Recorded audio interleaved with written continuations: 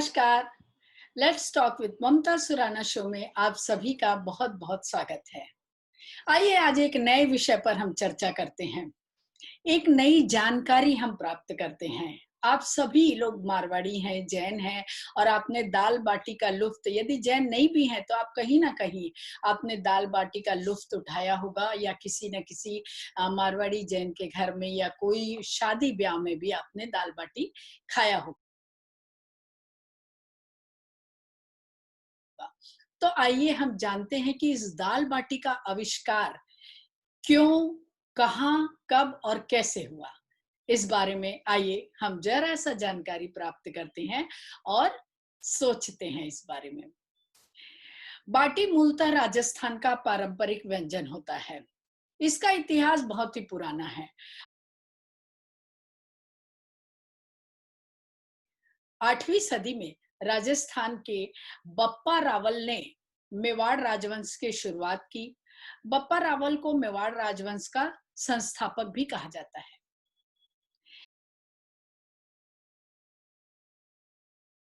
इस समय राजपूत सरदार अपने राज्यों का विस्तार कर रहे थे। इसके लिए युद्ध भी होते रहते थे। इसी दौरान बाटी बनाने की प्रथा भी शुरू हुई। दरअसल युद्ध के समय हजारों सैनिकों के लिए भोजन का प्रबंध करना चुनौतीपूर्ण काम होता था। कई बार सैनिक भूखे ही रह जाते थे। ऐसे ही एक बार एक सैनिक ने सुबह सुबह रोटी के लिए आटा गूंधा, लेकिन रोटी बनाने से पहले ही युद्ध की घड़ी आ गई और सैनिक आटे की लोइयां बना करके, जो आटा होता है उसको गूंद के रखा और उसकी लोइयां गोल गोल गोले गोले बना करके रेगिस्तान की तपती रेत में छोड़ करके रणभूमि में चला गया। शाम को जब वो लौटा तो देखा कि जो लोइयां थी, गोले थे, वो गरम रेत में दब चुके थे। और उस रेत के से जब उसने वो लोइयों को, गोले को बाहर निकाला तो देखा कि वो लोइयां रेत में दब करके एकदम पूरी तरह से सिक चुकी थी। और जब वो जो सैनिक वापस आए थे युद्ध से, वो थक कर चूर हो गए थे। तो उन्होंने देखा कि चलो अब जैसा भी हुआ हो, वो कैसा भी हो, तपन से वो काली पीली सी हो गई थी, वो उसे वैसे ही खाने लग गए। तो जब उन्होंने खाकर देखा तो उन्हें बहुत स्वादिष्ट लगी ये लोइयां।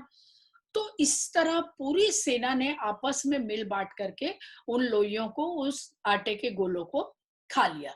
बस यहीं से दाल बाटी का आविष्कार हो गया और इसको नाम मिला बाटी।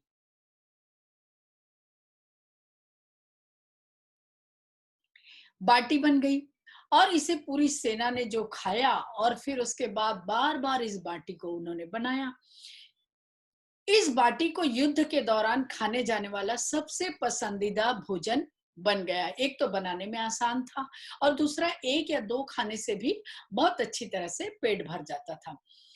रोज सुबह सैनिक आटे की गोलियां बनाकर रेत में दबाकर चले जाते थे और शाम को लौटकर उसे चटनी, अचार या रणभूमि में वो उपलब्ध ऊँटनी का दूध होता था, बकरी का दूध होता था, उससे जो दही जमाया जाता था, उस दही के साथ इसे खा लेते थे।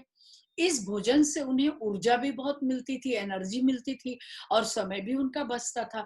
इसके बाद तो धीरे-धीरे यह पकवान पूरे राज्य में प्रसिद्ध हो गया और वह कंडों पर बनने लग गया। कंडे जो गोबर के बड़े-बड़े छेने होते हैं ना, उस पे इसको बनाया जाने लग गया। यानी धीरे-धीरे इसका थोड़ा मॉडिफाई रूप आ गया, थोड़ा और भी इसमें ज़्यादा सुधार होने लग गया। अकबर के राजस्थान में आने की वजह से बाटी मुगल साम्राज्य तक भी पहुंच गई।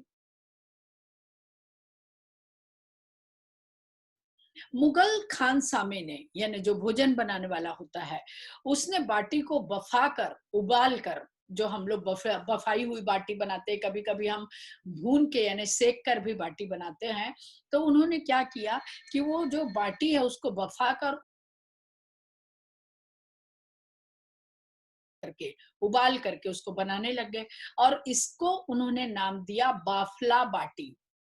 इसके बाद तो ये पकवान देश भर में इतना प्रसिद्ध हुआ और आज भी इसे कई तरीके से बनाया जाता है। बाटी को सेक कर बनाया जाता है, बाटी को उबाल कर बनाया जाता है और भी कई तरीके से लोग काट-काट कर इसे तल के भी बनाते हैं।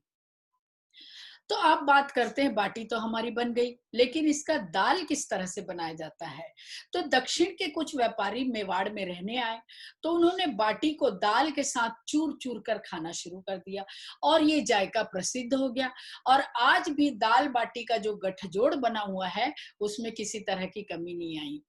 उसी दौरान पंचमेर दाल भी खाई जाने लगी, यानी 5 दालों को मिक्स कर करके चना, मूंग, उड़द, तुरौर, मसूर इन दालों को मिलाकर बनाया जाने लगा और इसमें सरसों के तेल या घी के तेज मसालों का तड़का भी डाला जाने लग गया। अब चूरमा की बारी आती है। दाल बाटी के साथ चूरमा ना हो खाने में तो फिर खाने का मजा ही क्या है। तो चूरमा क्या है? ये एक मीठा पकवान अनजाने में ही बन गया दरअसल। दरअसल एक बार मेवाड़ के गुहलोत कबीले में रसोइये के हाथ से छूटकर बाटियां गन्ने के रस में गिर गई। इससे बाटियां थोड़ी सी नरम हो गई और स्वादिष्ट भी हो गई। तो इसके बाद तो गन्ने के रस में डुबा डुबा करके बाटियों को बनाया जाने लगा। मिश्री, इलायची और ढेर सारा घी भी इसमें डाला जाने लग गया और फिर इस बाटी को चूर चूर कर रखा जाने लगा और इसीलिए इस बाटी का नाम पड़ गया चूरमा। तो दाल बाटी और चूरमा ये राजस्थानियों का एक खास व्यंजन, खास खाना होता है। लेकिन अगर हम इसके इतिहास को नहीं जानते हैं, तो हमें जानना चाहिए और अपनी पुराने भोजन पद्धति को, पुरानी परंपराओं का भी हमें उसका आदर करना चाहिए और उसके बारे में ज्ञान हासिल करना चाहिए। तो मुझे विश्वास है कि आज दाल-बाटी के इतिहास को जान करके आपको बहुत अच्छा लगा होगा और इसी तरह ज्ञानवर्धक कुछ नई बातों के साथ, चिंतन की बातों के साथ मैं आपके सामने फिर हाजिर होंगी। तब तक के लिए धन्यवाद।